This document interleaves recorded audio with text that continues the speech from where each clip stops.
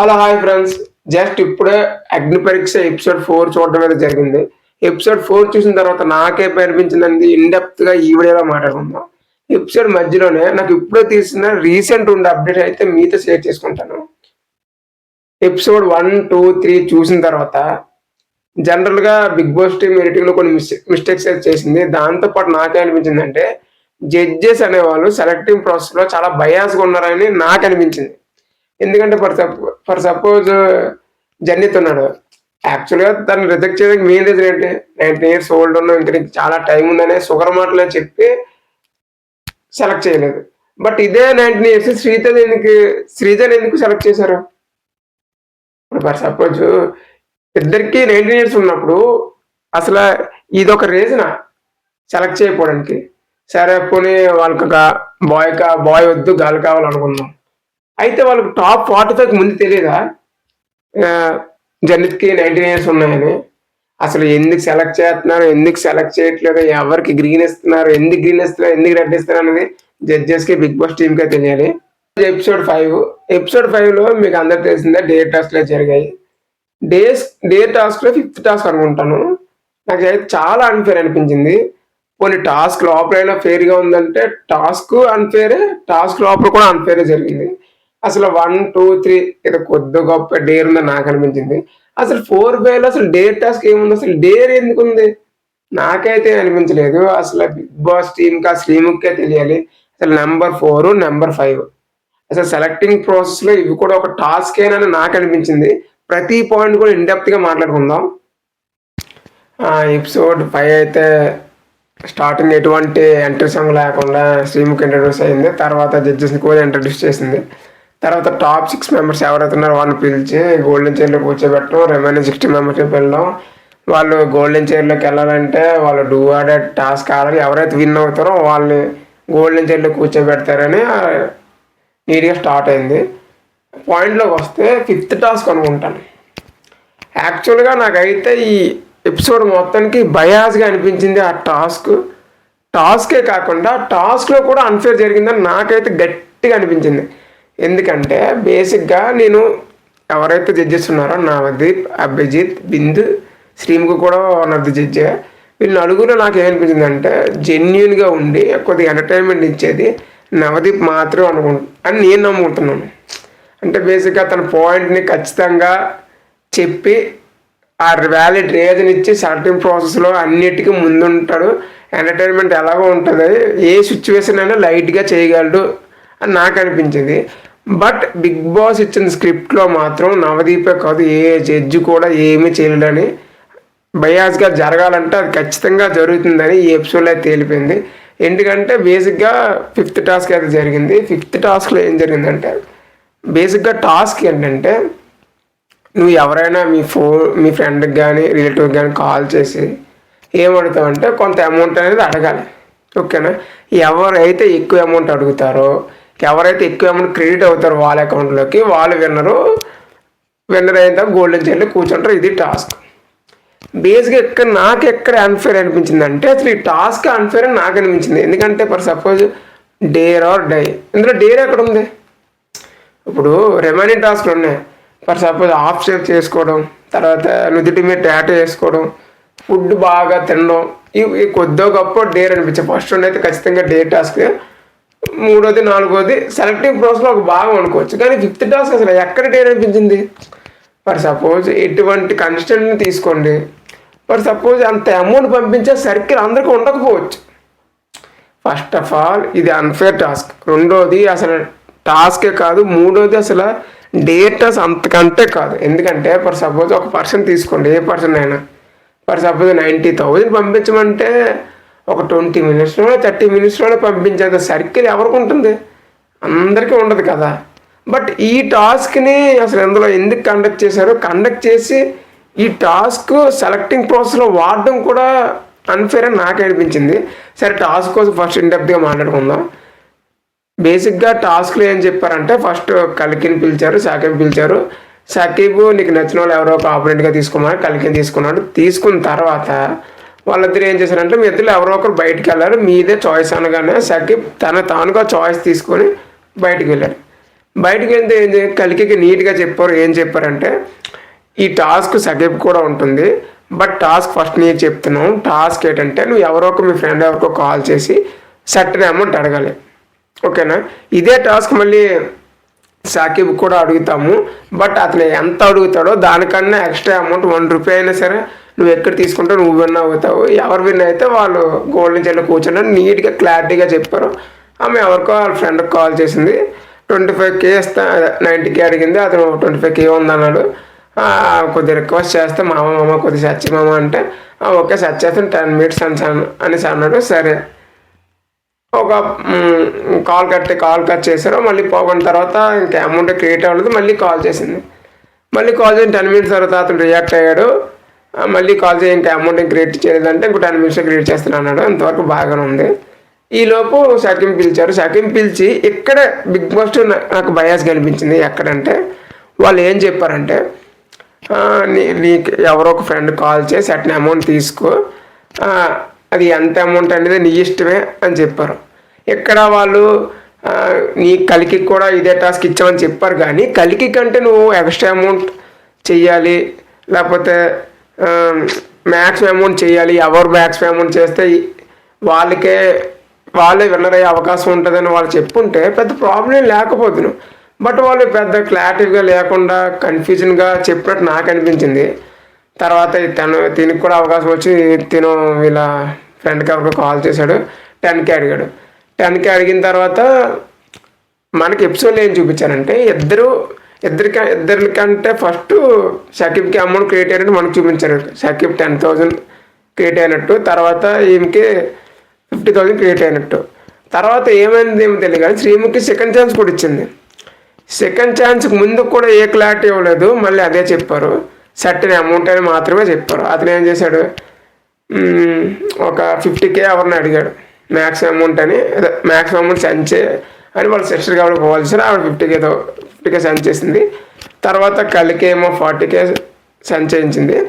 మొత్తం చూస్తే 30K డిఫరెన్స్లో కలికి గెలిచింది. షకీబ్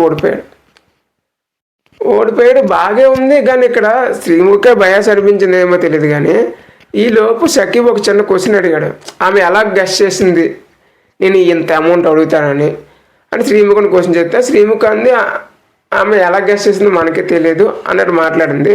అది శ్రీముఖి ఇంకేం చేసిందో తెలియదు, శ్రీముఖికి అన్ఫేర్ అనిపించిందో ఏమో తెలియదు. ఈ టాస్క్ ఎవరికి అన్ఫేర్ అనిపించింది అని చెప్పగానే మన దమ్ము శ్రీజ నించుంది. వెంటనే అడిగింది శ్రీముఖే, అడిగిన తర్వాత గాలి తీసింది శ్రీముఖే. సరే కూర్చో అని చెప్పింది. తర్వాత ఇద్దరిని విన్నర్గా డిక్లేర్ చేశారు, వెళ్ళిపోయింది. తర్వాత నవదీప్, నాకు ఎక్కడ నవదీప్ ఇద్దరిని పిలిచాడు, శ్రీజాని షకీబ్ని పిలిచి ఏం చెప్పాడంటే మీ ఇద్దరు ఒకసారి స్టేజ్ మీదకి రండి. వచ్చిన తర్వాత ఫస్ట్ షకీబ్ని అడిగాడు. షకీబ్ అడిగే ముందు నాకు ఏమనిపించిందంటే ఖచ్చితంగా నవదీప్ ఈ టాస్క్ మీద ఒక చిన్న క్లారిటీ ఇస్తారు మనకి అని అయితే అనిపించింది. కానీ షకీబ్ని ఏమని అడిగాడంటే నీకు ఈ టాస్క్ అన్ఫేర్ అనిపించిందా, లేదా నీకు అర్థం కాకుండా నువ్వు కన్ఫ్యూజన్లో పడిపోయావా అని అడిగాడు. దానికి షకీబ్ నేనే కన్ఫ్యూజ్ పడ్డానని చెప్పాడు. అంటే వెళ్ళి కూర్చోమన్నాడు.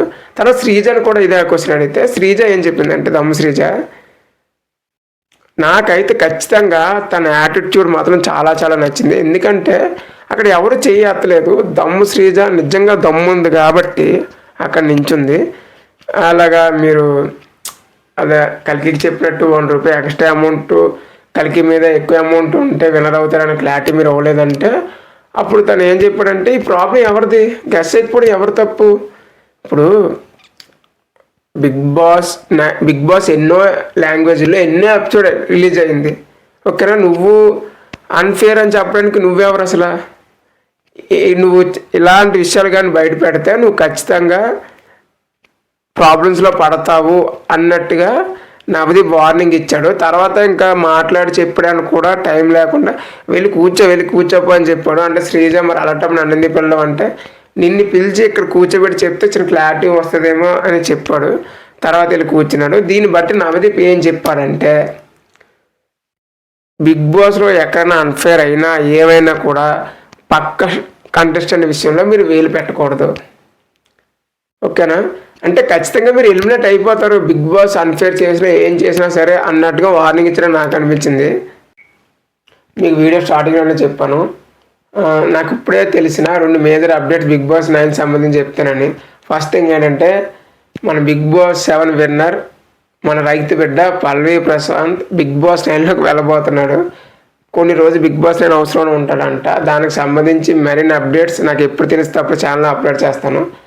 సెకండ్ థింగ్ ఏంటంటే బిగ్ బాస్ 9కి సంబంధించి సెలబ్రిటీ కంటెస్టెంట్గా రీతు చౌదరి ఇమానియల్ 100% ఫిక్స్ అయిపోయారు. ఇందులో ఎటువంటి డౌట్స్ లేవు. ఓకేనా? ఇటువంటి క్విక్ అప్డేట్స్ అండ్ రివ్యూస్ కోసం నా ఛానల్ సబ్స్క్రైబ్ చేసుకొని బెల్ ఐకాన్ ఆన్లో ఉంచుకోండి. బేసిక్గా ఫస్ట్ టాస్క్ విషయానికి వస్తే డే ఆర్ డై ఈ కాన్సెప్ట్ న్యాయం చేసిందే ఫస్ట్ అండ్ సెకండ్ టాస్క్ నాకు అనిపించింది. చూసే ఆడియన్స్ కూడా ఇంట్రెస్ట్గా అనిపిస్తుంది. బేసిక్గా టాస్క్ ఏంటంటే ట్రిమ్మర్ తోటి మన హెయిర్ మీద ఆఫ్టర్ సేవ్ చేసుకోవాలి, లెఫ్ట్ ఆర్ రైట్, అది కండిషన్ చాయిస్. బేసిక్గా ఈ టాస్క్ ఇచ్చేది నవదీప్. బేసిక్గా నవదీప్ మాస్క్ మ్యాన్ అంటే మన హరీస్ని పిలుస్తాడు. పిలిచిన తర్వాత నీ ఆపరేట్గా ఎవరు అనుకుంటున్నావో చూస్ చేసుకుంటాడు. హరీష్ 2 పేర్లు చెప్తాడు. వాళ్ళిద్దరిని కూడా నవదీప్ ఒప్పుకోడు. నవదీప్ సాయి కృష్ణ పిలిచి ఇద్దరి మధ్య ఈ టాస్క్ కండక్ట్ చేస్తాడు. బేసిక్గా ఇది సాయి కృష్ణకి పెద్ద డే టాస్క్ అవ్వచ్చు, కానీ మాస్క్ మ్యాన్ పెద్ద డే టాస్క్ కాదు. ఎందుకంటే మాస్క్ మ్యాన్ ముందే చెప్పాడు తను కోపిస్తున్నాను దేనికైనా రెడీగా ఉంటాడని. అసలు హాఫ్ సైడ్ సేవ్ చేసుకోవడం కాదు, ఒక లెగ్ తీసుకోవడానికి తను రెడీగా ఉన్నట్టయితే మనకి అనిపిస్తుంది. బేసిక్గా 1, 2, 3 స్టార్ట్ చేయగానే మాస్క్ మ్యాన్ ట్రిమ్మర్ తీసుకొని తన హాఫ్ సైడ్ సేవ్ చేసుకున్నాడు. సేవ్ చేసుకున్న తర్వాత విన్నర్ అయ్యాడు. ఇక విన్నర్ అయిన తర్వాత శ్రీముఖి ఏమని అడిగిందంటే, అసలు మీ వైఫ్ లాగా వచ్చి మనకి ఎందుకండి ఇలాంటివని మిమ్మల్ని ఇలా చూసి అడిగితే మీ రియాక్షన్ ఏంటంటే, యాక్చువల్లీ నా డిడక్షన్లోనే చెప్పాను, నాలో సగం మా వైఫ్ అయితే మిగతా సగం నేననే. ఈ డైలాగ్కి జడ్జెస్ అయితే బాగా ఇంప్రెస్ అయ్యారు, అందరూ అప్రిషియేట్ చేశారు. ఇక్కడితో టాస్క్ ఆన్ అయిపోయింది. ఇప్పుడు సెకండ్ టాస్క్ విషయానికి వస్తే బేసిక్గా ఈ టాస్క్ ఇచ్చేది శ్రీముఖి. టాస్క్ ఏంటంటే ఫోర్ హెడ్ మీద మన ఉదిటి మీద ఐఎమ్ ద లోజర్ అని టాటూ వేసుకోవాలి. ఈ దీనికి శ్రీముఖి ఊర్మిళని మరియు దమ్ము శ్రీజాని ఇద్దరిని పిలిచింది. ఎవరు యాక్సెప్ట్ చేస్తారు, ఎవరు యాక్సెప్ట్ చేయని అడగగానే ఊర్మిళ డైరెక్ట్గా చెప్పింది, నేను లూజర్ని కాదు, నేను ఎందుకే వెళ్ళిపోతాను, నేను యాక్సెప్ట్ చేయట్లేదని చెప్తుంది. కానీ ఇక్కడే మన దమ్ము శ్రీజ చెప్తాను ఈ టాస్క్లో ఇచ్చి పడేసింది. అసలు ఏం యాటిట్యూడ్, అసలు దేనికైనా నుదుటి మీద కాదు బాడీలో ఎక్కడైనా సరే టాటూ వేసుకోవడానికి ఐఎమ్ రెడీ అని ఓపెన్గా చెప్పింది. జడ్జెస్ కూడా చాలా డేర్గా ఫీల్ అయ్యారు, మంచి యాటిట్యూడ్ ఉంది. అసలు ఇటువంటి కంటెస్టెంట్ని బిగ్ బాస్ 9కి వెళ్ళాలి.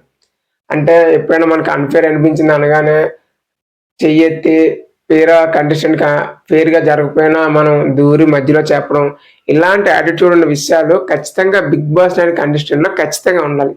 నేను చెప్తాను, మేక్ మై వర్డ్స్, ఖచ్చితంగా ఈ దమ్ము శ్రీజకి ఖచ్చితంగా దమ్ము ఉంది.